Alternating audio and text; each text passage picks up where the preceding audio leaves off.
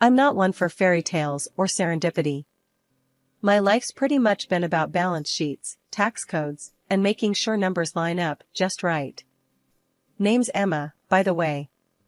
I've been an accountant for the better part of my adult life, recently turned auditor after a brutal few years hitting the books. That's the thing about me, when I set my sights on something, I get it done. No fluff, no fuss. This story kicks off on an unremarkable Tuesday. I was out hunting for a calculator, not just any calculator, mind you, but one of those fancy ones that can practically do your taxes for you. I found myself at this electronics sale downtown, thinking I'd swoop in and out. That's when the universe decided to throw me a curveball in the form of Alex. Alex was also in the market for a calculator, which I found out when we both reached for the last high-end model on the shelf. Our hands brushed, and I looked up into the most annoyingly charming face I'd ever seen. He had this cheeky grin like he'd won some sort of prize. "Looks like we've got ourselves a standoff," he said, his voice smooth but edged with amusement. I raised an eyebrow, not in the mood for games. I saw it first. I shot back, trying not to show any interest in the banter. But deep down, I was mildly entertained. "Oh, come on. Let's not start World War III over a calculator. How about we grab a coffee and talk it over?" he suggested, that grin still plastered on his face. The cafe was a little joint a few blocks away, quiet enough for us to chat. Turns out, Alex wasn't just some guy with a weird thing for calculators. He worked as a production director at his family's company, something to do with manufacturing that was miles away from my world of numbers. "So, you're like, what, a big shot at your company?" I asked, sipping my coffee, trying not to sound too impressed. He laughed, shaking his head. "Hardly. I just try to keep things running smoothly. It's my dad's business, really. I'm just the guy making sure we don't screw it up." The conversation flowed easier than I expected. Alex had a way of making you feel like you were the only two people in the room. He was curious about my work as an accountant, which no one outside of my profession had ever been before. "So you catch people trying to sneak a fast one with their finances?" he asked, intrigued. "Something like that. I make sure everything adds up. And when it doesn't, that's when I really get to work," I explained, warming up to the subject. "It's like being a detective, but for numbers." "Sounds intense. I can barely balance my checkbook without breaking a sweat," he admitted with a chuckle. We talked about everything and nothing, from our worst coffee experiences to the state of the economy. Before we knew it, hours had passed. Alex was easy to talk to, and for the first time in a long while, I felt genuinely relaxed. As the cafe started to hint at closing time, Alex finally broached the subject of the calculator again. "So, about our little standoff earlier," he began, trailing off, with a smirk. I laughed, realizing I'd almost forgotten about it. "Keep it. I've got a spare at home anyway," I conceded, feeling unexpectedly generous. "Only if you let me take you out for dinner. Consider it a thank you for the calculator, and for the company today," he countered, his tone hopeful. I hesitated, not used to making spur-of-the-moment decisions like this. But something about Alex made me want to throw caution to the wind, just this once. "Deal. But if you're late, I'm taking the calculator back," I joked, fully aware I was stepping into uncharted territory. Life after meeting Alex took a turn for the unexpected. Our coffee dates turned into dinner dates, and before I knew it, I was deeply entangled in a world far removed from my spreadsheets and financial reports. It wasn't just about numbers anymore, it was about us, building something together. One evening, Alex and I were lounging on my couch, a mess of Chinese takeout containers between us. We'd been seeing each other for a solid few months by then, and everything felt right. Comfortable, even. "So, Emma," Alex began, his tone a bit more serious than the casual banter we'd been sharing. "I've been thinking." I eyed him suspiciously, a half-eaten spring roll, paused mid-air. "Thinking can be dangerous. What's up?" He chuckled, reaching for my hand. "Dangerous, huh? Well, I was thinking about us. About how good this feels. I don't want to scare you off, but I really see this going somewhere. I set the spring roll down, my appetite suddenly replaced by a swarm of butterflies in my stomach. I feel the same, Alex. It's been easy. You know, in a good way. Exactly. He was animated now, his eyes lighting up. So, I was wondering, what do you think about us moving in together? The question caught me off guard. Moving in together was a big step, a leap into a future I hadn't allowed myself to fully imagine yet. But looking into Alex's hopeful eyes, I couldn't find a single reason to say no. I think I'd like that, I replied, my voice steady despite the whirlwind of emotions inside me. Alex's grin could have lit up the room. Yeah? Yeah, I confirmed, my own smile mirroring his. Meeting Alex's family was the next natural step. His father, a self-made man with a firm handshake and a gaze that could either warm you up or freeze you out, welcomed me with surprising warmth. Emma, Alex hasn't stopped talking about you. Glad to finally meet the woman who's stolen his heart. His words were straightforward, no fluff, kinda like me. But it was Sarah, Alex's sister, who was a tougher nut to crack. As head of the purchasing department in their company, she eyed me like I was a column of numbers that didn't add up. So, an auditor, huh? Bet you're good at spotting any funny business. Her tone was loaded, like she was testing me. I do my best, I replied, keeping it cool, but friendly. I wasn't there to audit them, after all, just trying to make nice with the family. The wedding was nothing extravagant, just close friends and family. Alex and I weren't about the flash, we preferred something that felt more us. It was perfect, a testament to what we had together, solid and real without the need for show. 6 months into our marriage, I found out I was pregnant. Telling Alex was a moment I'll never forget. His face lit up like a kid on Christmas morning, and he scooped me up in his arms, spinning me around. We're going to be parents, Em. Can you believe it? We were over the moon, but sharing it with his family? We decided to break the news over dinner at his dad's place, the same house where I first met the old man and Sarah, who always looked at me like I was a puzzle she couldn't quite solve. The table was set like we were royalty, and his dad, Mr. Thompson, was in high spirits, probably because he thought this was just another casual family dinner. Little did he know. So, Emma, Alex tells me you're settling in just fine at the new place. That true? Mr. Thompson asked, passing me the potatoes. Yeah, it's been great. Feels like home already, I replied, trying to sound as relaxed as possible, despite the butterflies doing somersaults in my stomach. Sarah was poking at her food, silent up until now. Must be nice, playing house. Hope you're not distracting my brother too much from work, she said, her tone sharp like she was aiming darts my way. Alex jumped in, before I could reply. Sarah, cut it out. Emma's been nothing but supportive. Plus, we've got some good news to share. He looked at me, nodding for me to go ahead. I took a deep breath. Well, the thing is, we're expecting a baby. You could have heard a pin drop. Mr. Thompson's fork paused midair, and even Sarah stopped her dart-throwing act to stare. A baby? Mr. Thompson finally broke the silence, his voice a mix of surprise and something else I couldn't quite place. Well, I'll be. Congratulations. This is wonderful news. He got up to hug us both, a wide grin spreading across his face. Sarah's reaction was cooler, forced even. Yeah, congrats. A baby, huh? That's big news. Her smile didn't quite reach her eyes, and I could tell this wasn't what she expected to hear. Mr. Thompson, oblivious to the tension, was already making grand plans.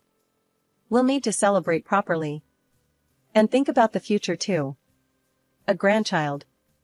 This calls for a toast. He was already fetching his best bottle, the mood significantly lifted. The rest of the dinner passed in a blur of congratulations and plans for the future. Mr. Thompson was already joking about how the baby would take over the company one day, a comment that made Sarah's smile falter even more. Planning the baby shower wasn't even on my radar until Sarah brought it up out of the blue. We were at a family dinner, one of those where Mr. Thompson tries to make sure we all still liked each other. Sarah had been quieter than usual, which, if you knew Sarah, meant she was plotting something. Out of nowhere, she's like, "So, Emma, when's the baby shower? We should throw you one." Alex choked on his drink, and I swear, even Mr. Thompson looked like he'd seen a ghost for a second. Me? I was caught off guard. Hadn't really thought about it, I admitted, shooting a puzzled look at Alex, who shrugged. "Well, it's settled then. I'll organize it. It'll be at our place," Sarah announced, as if her deciding made it official. Alex tried to protest. "Sarah, you don't have to." But she cut him off. "Nonsense. It's what families do. Right, Dad?" Mr. Thompson, bless him, just nodded, probably too surprised or scared to disagree. So, it was settled. Sarah was throwing the baby shower, and I had this nagging feeling in my gut that her sudden generosity wasn't without strings. The day of the baby shower arrived, and honestly, it was more than I expected. The decorations were tasteful, the food was great, and Sarah played the part of the gracious hostess a little too well. Relatives I hadn't met yet were cooing over baby clothes and sharing unsolicited advice. It was all going surprisingly smooth, which should have been my first clue that something was up. Towards the end, just as people were starting to leave, Sarah made a show of clinking her glass to get everyone's attention. "Before we all go, I just want to say something," she started, her voice dripping with a sweetness that didn't quite reach her eyes. "Recently, we've had some things go missing in the house. Just small stuff, but still. I hate to ask, but could everyone just check their belongings? Just to be sure." The room went quiet. It was like one of those moments in a movie where you know something bad's about to happen. People started awkwardly rummaging through their bags and pockets, and I felt this sinking feeling in my stomach. "And Emma," Sarah turned to me, a smile plastered on her face, "I couldn't help but notice you putting something in your purse earlier. Mind showing us what it was?" My heart was racing. "Sure, Sarah. I've got nothing to hide," I said, my voice steady despite the panic setting in. I opened my purse and turned it upside down, letting its contents spill out on the table. Among the usual mess, a pair of diamond earrings clattered onto the surface. I froze. Those weren't mine. Sarah's smile widened. "Looks like we found our thief. We need to call the police." The room erupted into whispers, and I could feel every eye on me. I was mortified. "Those aren't mine. I swear," I managed to say, but my voice was barely above a whisper.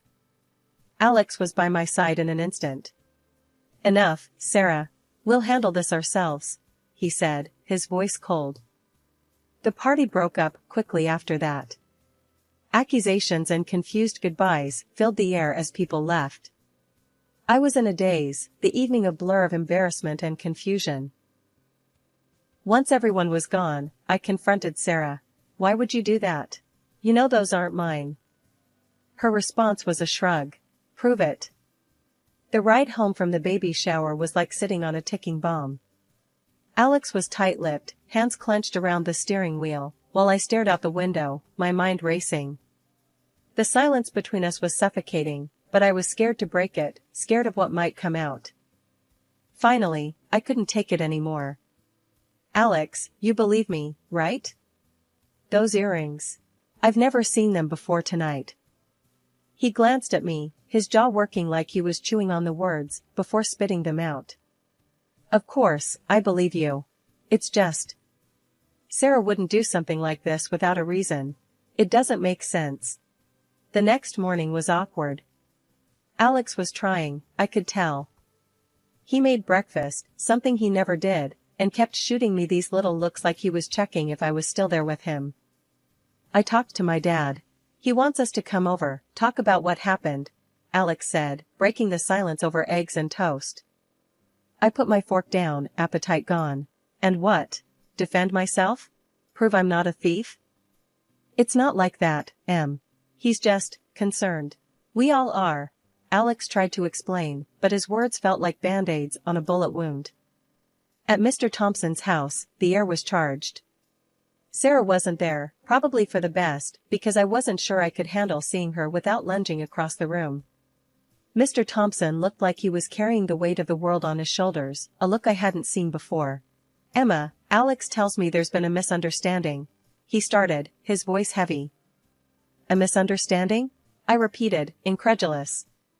"Your daughter accused me of stealing, in front of everyone. How is that a misunderstanding?"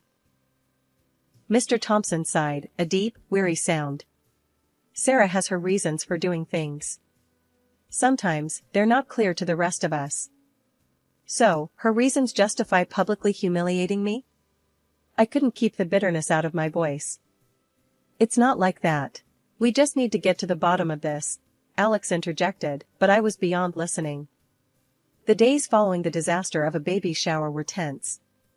Alex and I were tiptoeing around each other, and around the issue with Sarah, like it was a sleeping dragon. Neither of us wanted to poke it, but we both knew it was there, breathing fire on everything. It was late one evening, the kind where the silence feels too loud, that Alex finally broke. He came into the living room where I was pretending to read a book, my mind miles away. That's when the unexpected happened. Alex's phone rang, and the look on his face when he saw the caller ID was enough to freeze my blood. It was his dad. "Hey, Dad. What? Now?" Alex's voice was tense, his brows furrowed. After a moment, he nodded, though I knew his dad couldn't see. "Okay, we'll be there." He hung up, looking at me with eyes that suddenly seemed older. That was my dad. He wants us to come over. Says it's urgent, about the company. The ride over was quiet, the kind of quiet that screams. When we got there, Mr. Thompson was waiting, looking like he'd aged 10 years in the last week. He didn't waste time on pleasantries. "Thank you for coming. We have a situation," he began, voice grave. "What kind of situation?" Alex asked, straight to the point. "It's the company. We're in trouble. Financial trouble," Mr. Thompson admitted, his usual strength wavering. My heart sank. What happened? I couldn't help but ask, the auditor in me needing to know. Mr. Thompson sighed, a long, tired sound. "It's a lot of things. Bad deals, lost contracts.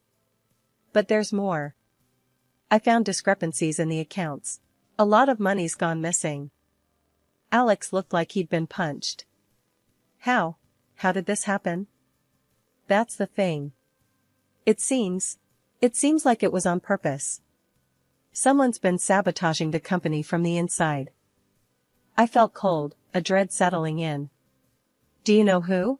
The question hung in the air, heavy. Mr. Thompson met my eyes, then Alex's. "I have my suspicions. It's why I needed to talk to you both. It's Sarah." The name dropped like a stone, sinking everything with it. Alex went pale. "Sarah? But why? How can you be sure?" "I'm not completely. That's why I need your help, Emma. You're an auditor. You see things others don't. I need you to look into the company's accounts, discreetly." It was a lot to process. My mind was racing, thoughts tumbling over each other. "I'll do it. I'll help you get to the bottom of this." The first step was getting access to all the financial documents, which Mr. Thompson provided without hesitation. "Everything's in the company's server. I've given you full access," he had said, looking older and more tired than I remembered. "Find whatever you can, Emma. We're counting on you." Armed with my laptop and a pot of coffee that seemed to perpetually refill itself, I set up shop in our home office. Alex, bless him, tried to help where he could, but numbers were never his strong suit. "I feel like I'm looking at hieroglyphics," he admitted one evening, squinting at the screen over my shoulder. "It's not so different, actually. Each number tells a story," I said, half joking. "You just need to know the language." The deeper I dug, the uglier the picture became. There were transactions that made no sense, contracts signed with companies that seemed to exist only on paper, and payments for goods that were either never delivered or grossly overpriced. Look at this, I pointed out to Alex, showing him an invoice for materials that was 3 times the market rate. This is textbook kickback territory. He looked at the figures, his brow furrowing. But why? Why would Sarah do this? It doesn't make any sense. Anger and frustration were simmering beneath the surface of his voice. I knew he was struggling to reconcile the sister he thought he knew with the evidence we were uncovering. One evening, after a particularly long session of cross-referencing invoices with delivery notes, Alex let out a deep sigh. We're going to have to confront her, aren't we? I closed my laptop, the weight of his words settling between us. Yeah, but not yet. We need irrefutable proof first. We can't accuse her based on suspicion alone. It was late one night when I finally closed my laptop, the last piece of the puzzle slotting into place. We had it. Proof that Sarah had been embezzling from the company, signing off on deals that benefited her personally at the expense of the company's health. We were gathered in the boardroom, a room that had seen better days, with the weight of the company's future hanging in the balance. The air was thick, charged with anticipation and dread as Mr. Thompson, Alex, Sarah, and I, along with the rest of the board, sat around that imposing oak table. As you're all aware, we've been facing significant financial discrepancies within the company. I started, my voice steady despite the fluttering in my stomach. My investigation has uncovered the source of these issues. All eyes were on me, including Sarah's, which flickered with something I couldn't quite place. Fear, maybe, or defiance. I found that contracts for equipment and materials have been signed with companies that exist only on paper. These contracts were grossly overpriced, and the equipment and materials supplied were either faulty or of subpar quality. I continued, laying out the evidence for everyone to see. The room was silent, the gravity of my words sinking in. I glanced at Alex, who gave me a small nod of encouragement. Furthermore, these transactions were arranged through figureheads, and it appears that personal remuneration was received for facilitating these deals. The total damage to the company amounts to more than $3 million, not to mention the severe impact on our reputation and the quality of our products. Gasps filled the room, and I saw Mr. Thompson's face harden with each word I spoke. And who? Mr. Thompson's voice cut through the tension. Was responsible for these transactions? All eyes shifted to Sarah as I said. The evidence points to our head of procurement, Sarah Thompson.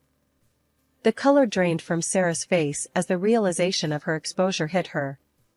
Mr. Thompson looked as if he'd been slapped, the betrayal by his own daughter a blow he hadn't seen coming. Sarah, how could you?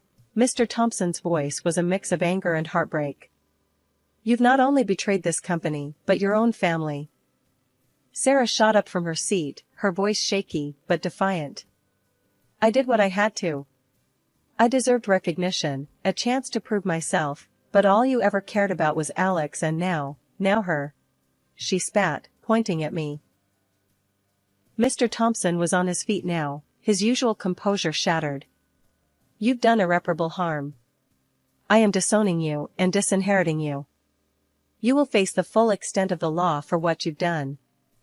The room erupted into chaos, with board members whispering among themselves, shock written all over their faces. The sound of police entering the room to detain Sarah was almost surreal, a stark reminder that the consequences of her actions were very real. After the storm had passed, and Sarah had been taken away, Mr. Thompson turned to me, his eyes softening. Emma, you have done this company, and this family, a great service. You've shown a strength and integrity that is rare. Thank you. After all the dust settled and Sarah faced the music, getting slapped with an 8-year sentence, things started to shift for us. Not only did she have to cough up a chunk of change to the company for all the mess she caused, but she also had to pay me directly.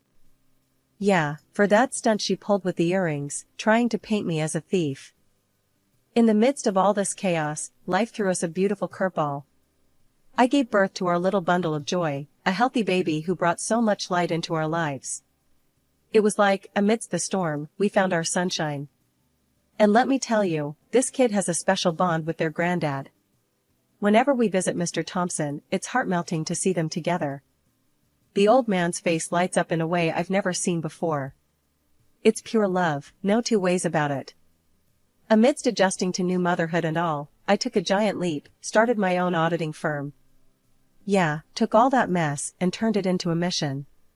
Now, I'm out here helping folks straighten out their books, catching mistakes, and stopping fraud before it can even start. It's tough work, but someone's gotta do it. Plus, having gone through what we did with the family company, I've got a personal score to settle with any sort of financial foul play.